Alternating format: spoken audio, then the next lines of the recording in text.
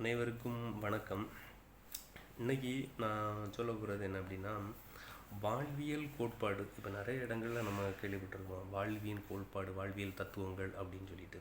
இந்த வாழ்வியல் கோட்பாடினுடைய கருத்து எப்படி அப்படின்னு பார்த்தாச்சுன்னா, ஒரு மனிதன் எதற்காக வாழ்க்கையில் வாழ வேண்டும், என்ன நோக்கத்திற்காக வாழ வேண்டும், எது வெற்றி, எது தோல்வி, எது நன்மை, எது கெட்டது, எதை நம் அடைந்தால் வெற்றி நமக்கு கிடைக்கும், இது போன்ற அடிப்படை கேள்விகளுக்கு விடையளிக்கக்கூடிய மன கோட்பாடினுடைய தத்துவம் அல்லது அதனுடைய நெறிமுறைகளினுடைய நோக்கம் அப்படின்னு தான் அந்த வாழ்வியல் கோட்பாடு நமக்கு வந்து அனைத்துமே கேள்விகளை முன்வைப்பதாகவே அமைந்துள்ளது. அதாவது வாழ்வினுடைய நோக்கம் என்ன, ஒரு மனிதனுடைய இறுதி வாழ்வின் அவனுடைய நோக்கங்கள் மன நிறைவு, இன்பம், அறிவு பெறுதல் அல்லது வேறு ஏதாவது ஒரு காரணத்தை சார்ந்து இருக்கின்றதா, இதுதான் அவனுடைய வாழ்வினுடைய இறுதி நோக்கமாக.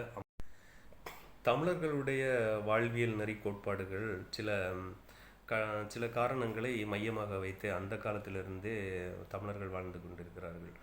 அறம் பொருள் இன்பம் வீடு, அறம்பொருள் இன்பம் வீடு அப்படின்னு சொல்லக்கூடிய நாற்கருத்துக்களை கொண்டதாக இருக்குது. அதாவது அறவழியில் நடந்து பொருள் சம்பாதித்து இன்பமாக வாழ்ந்து முடிவில் வீடு முக்தி அடைவது அப்படின்னு சொல்லக்கூடியது தான் தமிழர்களுடைய ஒரு மிக முக்கியமான வாழ்வியல் கோட்பாடாக அந்த காலத்தில் வாழ்ந்து வந்திருக்கு.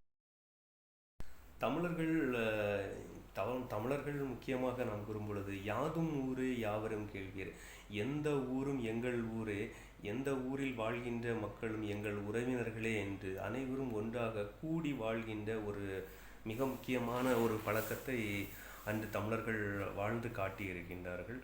மேலும் நிலம் வாரியாக, அதாவது குறிஞ்சி, முல்லை, மருதம், நெய்தல், பாலை என்ற நிலங்கள் வாயிலாக மக்களை பிரித்து அதற்கேற்றான தொழில் மற்றும் அதனுடைய வாழ்வியல் நெறி கோட்பாட்டுக்களை அமைத்து அப்படி மக்கள் தங்களை சரியான முறையில் திட்டமிட்டு வாழக்கூடிய ஒரு வாழ்க்கை முறைகளை அந்த கோட்பாடுகள் வழியாக, வாழ்வியல் கோட்பாடுகள் வழியாக அந்த கால தமிழர் மக்கள் வாழ்ந்து காட்டி வெற்றியடைந்து மக்களுக்கு உணர்த்தியும் உள்ளார்கள். சிறப்பான பண்பாடு, பழக்க வழக்கங்கள், பொருள் ஈட்டுதல், நெறிமுறைகள், அறநெறிகள், ஒழுக்கம், சிந்தனை, கலை மற்றும் அனைத்தையும் நிர்வகிக்கக்கூடிய ஒரு தன்மையாக இந்த வாழ்வியல் கோட்பாடுகள் அமைந்துள்ளன.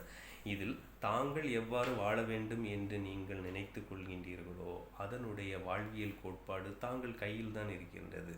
நீங்கள் சிந்தித்து தான் செய்யும் செயல், மற்றவர்களோடு பழகும் பழக்க வழக்கம், வழிமுறைகள், நெறிகள் தங்களுடைய அறிவில் எவ்வளவு எட்டி இருக்கிறதோ அதுபடி நீங்கள் நடந்தீங்கன்னா உங்களுடைய வாழ்க்கை உங்கள் கையில் சிறப்பாக அமைவதில் என்று ஐயப்பாடும் இல்லை. ஆனால் மற்றவர்களுடைய வாழ்க்கையை நாம் நேர்கோட்டில் வைத்து அதை பாகுபாடாக பிரித்து நாம் நம்முடைய வாழ்க்கையும் அவர்களுடைய வாழ்க்கையையும் ஒன்று சேர்த்து வாழ்வோம் என்றால், மற்றவரை சார்ந்து வாழாமல், மற்றவர் போல் வாழாமல் நாம் மற்றவர்களுக்கு ஒரு எடுத்துக்காட்டாக வாழ்ந்து காட்டலாம்.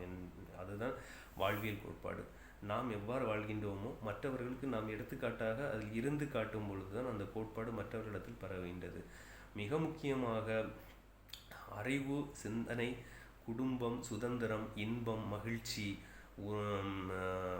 சிந்தனை, கலை, அறநெறி, இது மாதிரியான ஒழுக்கம் சம்பந்தமாக நேர்மறையான, மற்றவர்களை பகைத்தல் இல்லாத ஒரு சரியான ஒரு வாழ்க்கை முறைக்கு அந்த வாழ்வியல் கோட்பாடு வழிவகுத்து நம்மளை அனுப்பி செல்கின்றது.